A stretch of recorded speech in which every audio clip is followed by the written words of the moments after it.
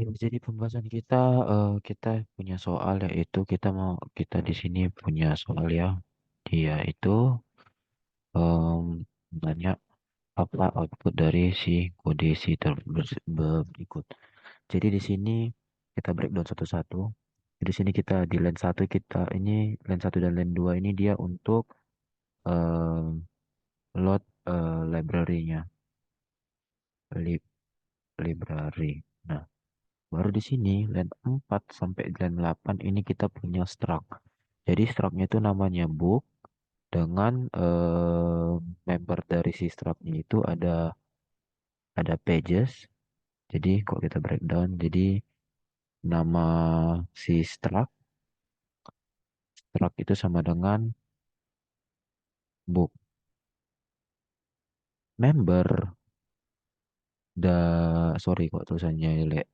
Member dari si struct booknya ini ada ada nih satu eh, namanya itu page dengan tipe datanya integer. Baru selanjutnya ada name dengan tipe datanya char.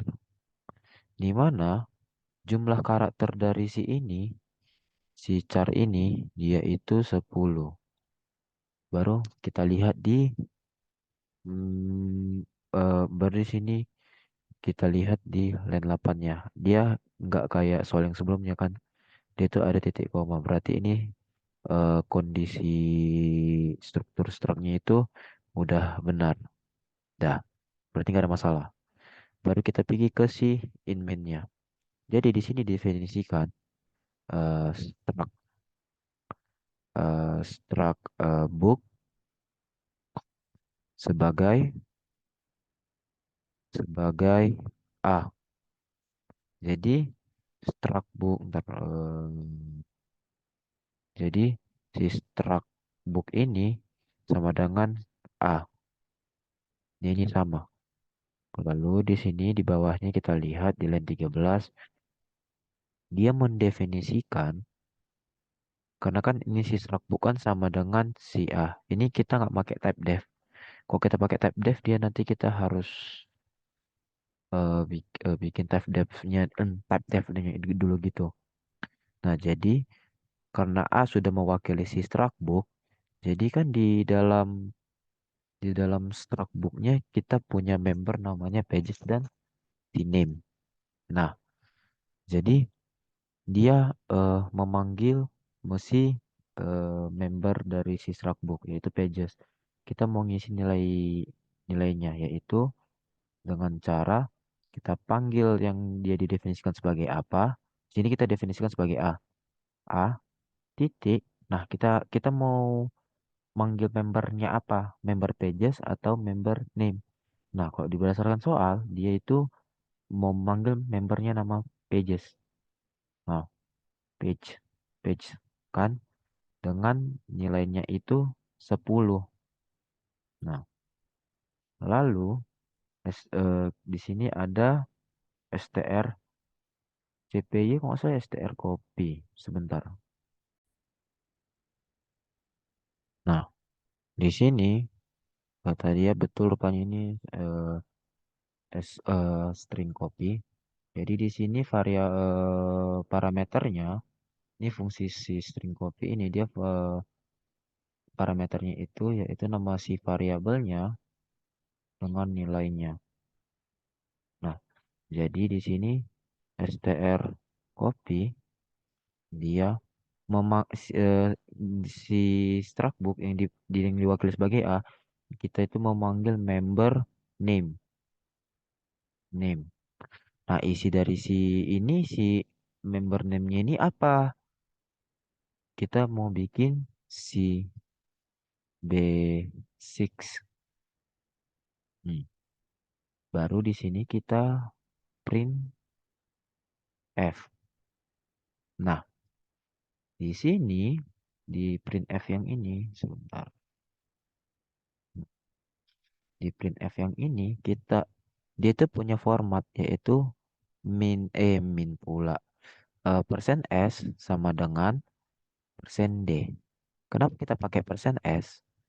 Nah, kita lihat di sini. Kita lihat di sini parameternya. Untuk mengisi si persen S ini, dia itu diambil dari si anim. Jadi dari struct book yang diwakili A, yang nama membernya itu name. Lalu si D ini diambil dari yang ini, struct book yang diwakili sebagai A, yang diwakili A dengan membernya itu pages. Pertanyaannya, kenapa si name, menggunakan S, sedangkan page menggunakan D? Karena kalau kita ingin menampilkan, eh, angka pada printf, ini kan contohnya ini kan kayak kita punya format gitu. Nah, kita itu harus menggunakan D. Jadi D, ntar biar apa juga, siapa tahu lupa kan. Taruh lalap lah ini. Nah, jadi untuk ini ya NB-nya. Nah, S itu dipakai untuk string, untuk menampilkan string, menampilkan.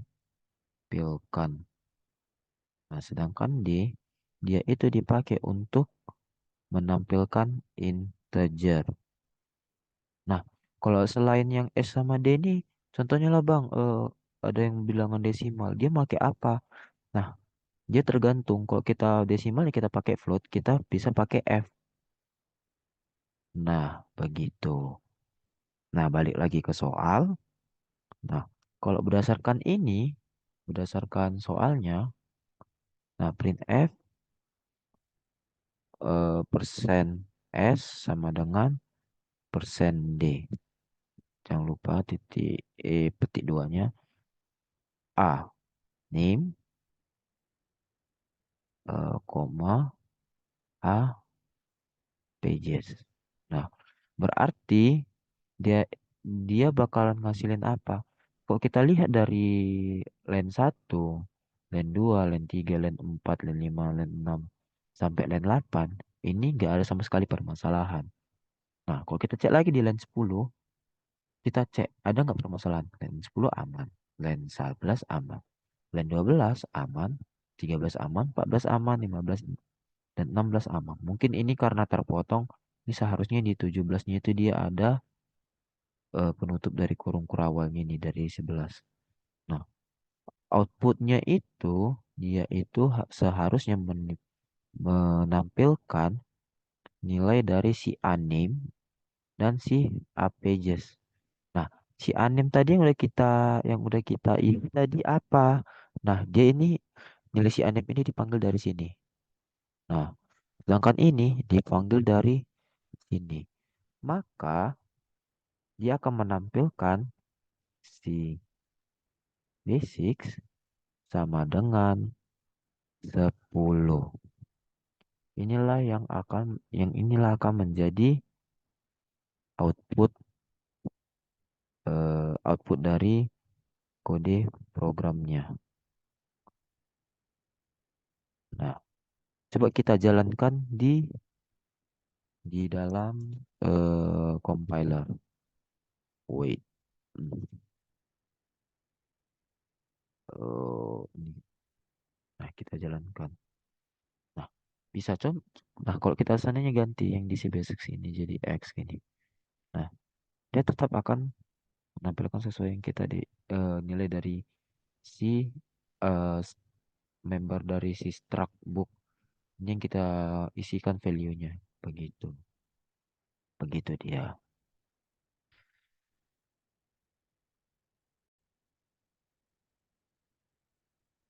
Selanjutnya kita ke soal berikutnya itu apa output dari kode si berikut sama juga. Jadi di sini em, kita harus cek satu-satu dan satu-satu ya. Satu satu per satu barisnya. Jadi di line pertama dia memanggil include stdio.h. Oke, sebelumnya disclaimer, aku bikin NB-nya ya di bawah NB. NB. NB. Stdio itu singkatan dari standar input output. Pertanyaannya kenapa kita harus memanggil ini setiap kita membuat dari apa kode pemrograman sih?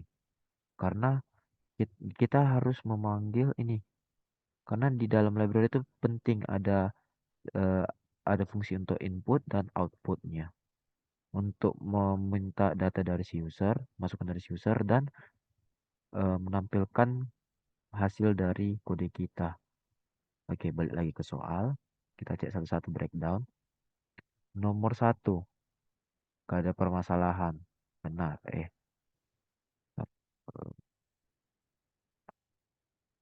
nomor satu, benar, gak ada permasalahan.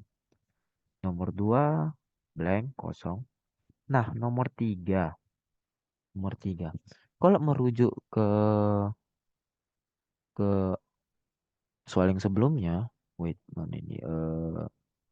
Nah, di sini kan dia ada in main. Nah, rule dari si bahasa sih, rule-nya, rule-nya, kalau mau menjalankan program, nah si si mesinnya dia itu bakalan manggil, dia bakal ngecek yang di dalam in main, in main. Nah, contohnya, kalau seandainya nggak ada kata innya, atau dia itu nggak bakalan jalan. Atau contohnya innya ada,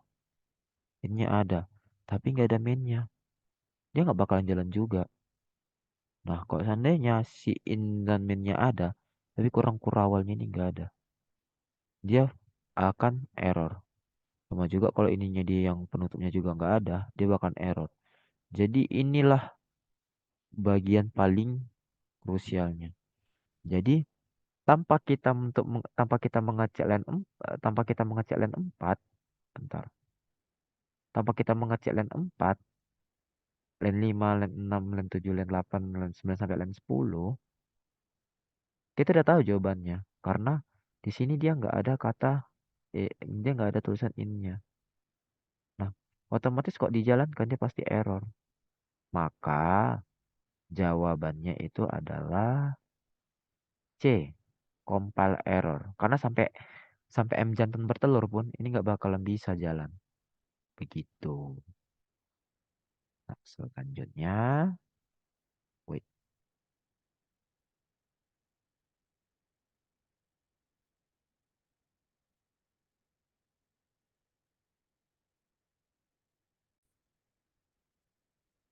rupanya aku ada salah. Hehehe. Rupanya si ingatku, setelah aku ingat lagi, biasanya rupanya nggak adain. Kalau bikinnya berarti ini nggak ada masalah. Nah, permasalahannya itu bukan di line 3. Bukan. Jadi permasalahan itu, kalau kita lihat itu di sini, dan 7 tampak normal, dan 8, 9 juga tampak. Nah, kemungkinan salah itu ada di line 5 sama line 6. Kita tengok. Kalau kita mau mendefinisikan tipe data ini, coba ya tipe data enum. Si. Enum atau enumeration. Yaitu harus didefinisikan. Kita, kita tengok berdasarkan dari petani kode itu, berdasarkan ini bentuknya itu kita harus nih IP datanya, terus nama atau flag dari si IP datanya, baru kita harus ada nih tanda kurawal dan tanda titik koma. Jadi kurawal pembuka di awal dan kurawal penutup serta titik koma di akhir. Baru isinya di sini konstantanya. yang dia dipisah dengan tanda koma. Jadi di sini kita lihat, di sini line 5 ya benar. Kenapa? Karena tipe datanya ada. Nama untuk si tipe datanya ada. Lalu dia dibuka dengan kurung kerawal dan diakhiri dengan kurung kerawal. Nah, kita cek yang nomor 0. Nah, ada yang janggal.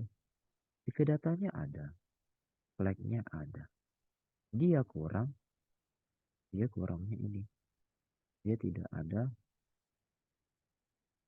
Nah, kalau tidak sesuai dengan ini, kalau tidak sesuai dengan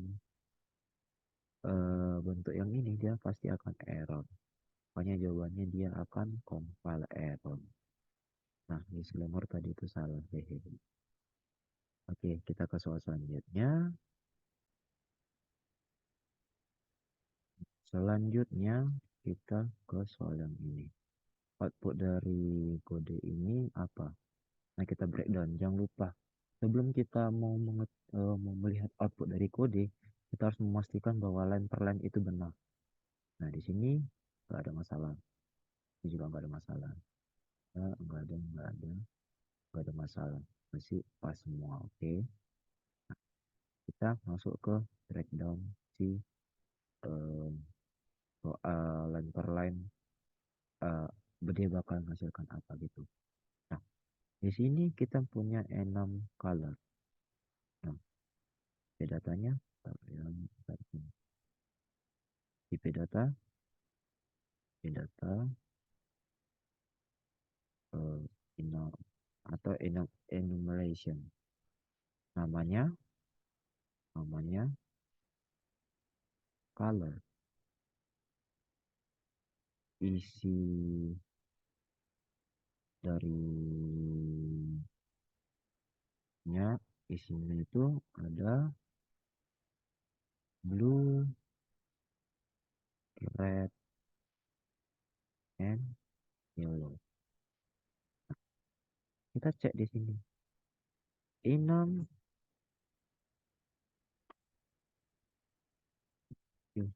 color C. Nah, dia tipe datanya 6 dari color. Dia didefinisikan sebagai didefinisikan sebagai sebagai C. Nah, nilai dari C itu sama dengan yellow. Maka printf kita di sini karena ada D. Ingat tadi apa? Di apa? Kalau kita mau menampilkan integer kita harus pakai D, persen D. Jadi di sini persen D. Yaitu dia diambil dari variabel D. Emang bisa, Bang? Kalau di sini kan yellow, Bang. Emang dia bisa menghasilkan integer? Bisa. Kalau kita merujuk ke petani kode, nah di sini lihat 6 hari. 6 hari Senin, Selasa, Rabu, Kamis, Jumat, ini. Nah, konstanta yang ada dalam 6 hari akan bernilai untuk Senin 0, Selasa 1, Rabu 2, Kamis 3, Jumat 4, Sabtu 5, dan Minggu 6. Jadi di sini kita lihat, nah, isi dari 6. Ingat, untuk bahasa pemrograman sih, semua itu dimulai dari NB-nya. Semua itu start dari 0. Nggak ada sejarahnya di start dari 1. Jadi kalau kita tengok yang array, yaitu indeksnya itu di start dari 0, 1, 2, 3. Nggak ada sejarahnya dari 1. Jadi di sini dia isi dari enam nih. Nah, nilai blue ini dia itu bernilai 0. Si red bernilai 1, dan si yellow bernilai 2. Jadi C sama dengan yellow yellow. Berarti C. Lihat, yellow dia bernilai berapa? 2. Contohnya kalau seandainya aku tambahkan lagi ada namanya black.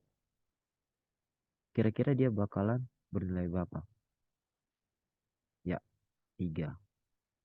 Contohnya mungkin ada pink gitu, aku tambahkan lagi. Nah, dia akan bernilai 4. Begitulah dia sampai seterusnya. Dia bakalan sampai seterusnya. Iya, itu. Dari sini dia jawabannya 2. Iya, kita ke soal selanjutnya. Selanjutnya kita ke soal yang berikutnya. Berapa size dari ukuran struktur berikut? Di sini kita dikasih struktur data pada integer, ganti apa nih? Ada integer ID dan integer data dengan, nah, ini tergantung tergantung arsitektur kalau nggak salah. Dari arsitektur beda apa? Yang seingatku kalau dia sebetulnya kalau cuma didefinisikan sebagai integer ID, dia itu bernilai 4 bytes. Nah, sedangkan ini integer data 10.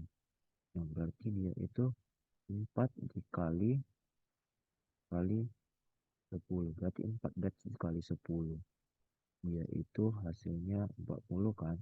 Berarti totalnya itu 44 bytes.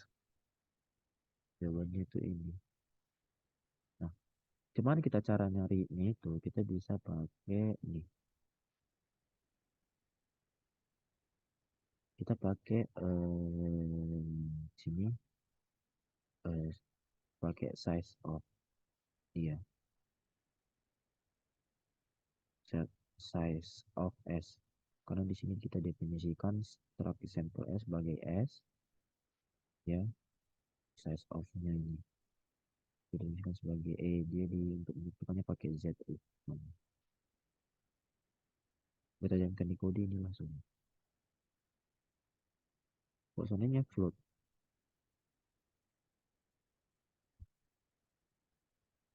tetap 4 bytes.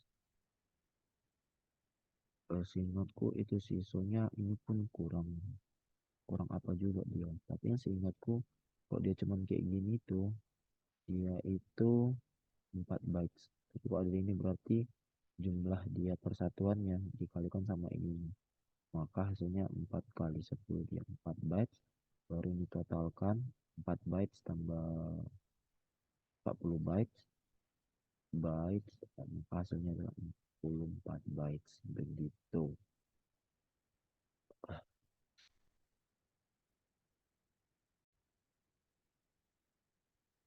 Nah, kita ke soal berikutnya di sini.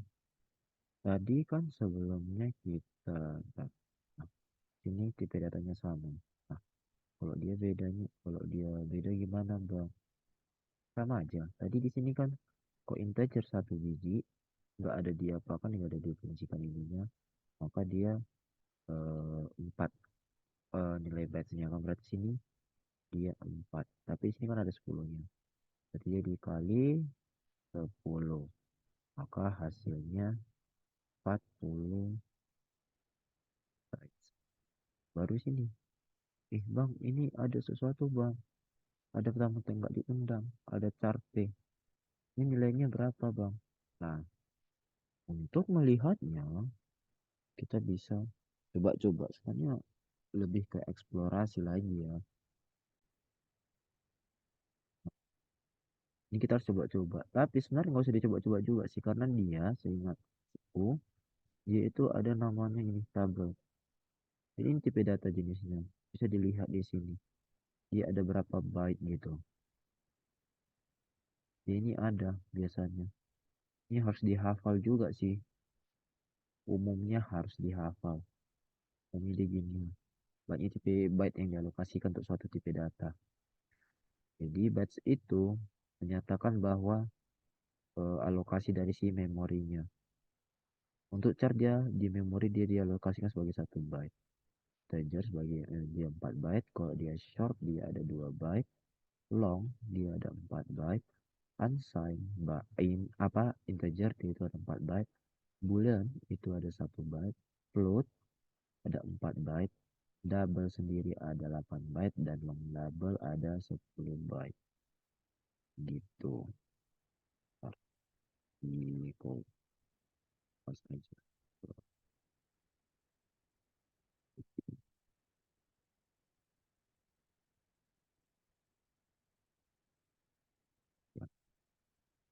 Ini tabelnya.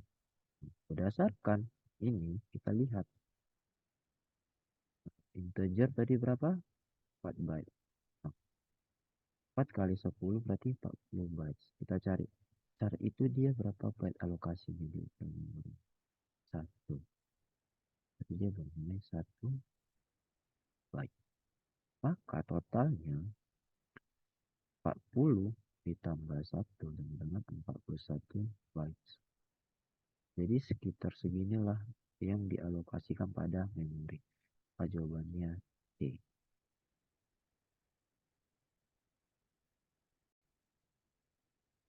Ya, segitu pembahasannya sejauh ini. Kalau ada pertanyaan, nanti bisa coba di feel free to komen aja ya. Apa pertanyaan, tanya langsung gitu. Em, jadi ya sekian. Terima kasih. Ada lagi mau kan? Ya, belajar ya, sering-sering mengeksplor.